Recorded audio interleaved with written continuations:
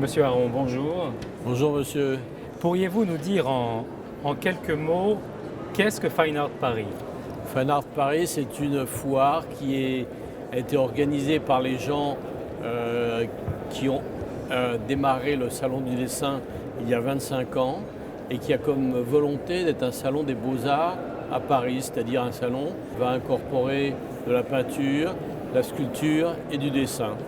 Des membres fondateurs du Salon du dessin se sont aperçus qu'il manquait à Paris une foire pluridisciplinaire qui serait pas une foire généraliste comme la Biennale ou comme TEFAF, mais une foire pluridisciplinaire, donc une foire des beaux-arts.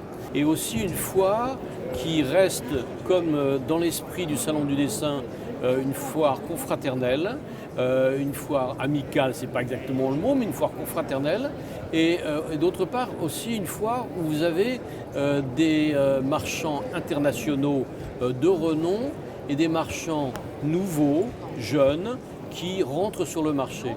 Donc ça fait une grande gamme de prix et de différences d'objets. Quand on se promène dans le salon, on voit beaucoup d'exposants étrangers. Ça a toujours été une de nos volontés, que ce soit au Salon du dessin ou que ce soit maintenant à Fine Art Paris, que la foire soit internationale. On a toujours eu entre un tiers et la moitié de marchands étrangers et on y tient fortement. On voit beaucoup de monde arriver pour votre vernissage. En êtes-vous satisfait? Je suis très satisfait du vernissage. On pense qu'il y avait une attente du marché, une attente des Parisiens pour un salon qui, justement, comme je vous le dis, a une ambiance assez différente, plus décontractée, avec des gammes de prix différentes et ça a l'air de plaire aux gens.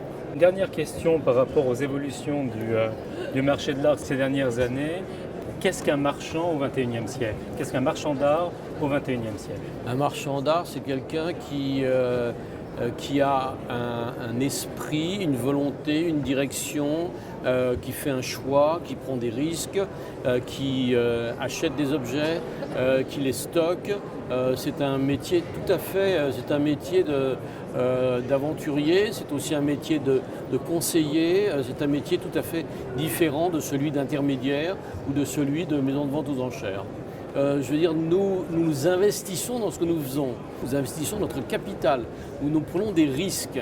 Dans cette prise de risque, nous essayons de transmettre à nos clients nos passions. Alors il y a certains qui sont passionnés par la sculpture médiévale et qui vont défendre cette sculpture médiévale, et d'autres par le tableau 19e. Et donc c'est toutes ces passions différentes que nous défendons. Et c'est ça que vous présentez ici? Et c'est ça qui est présenté ici, absolument. Monsieur Aron, merci. Merci.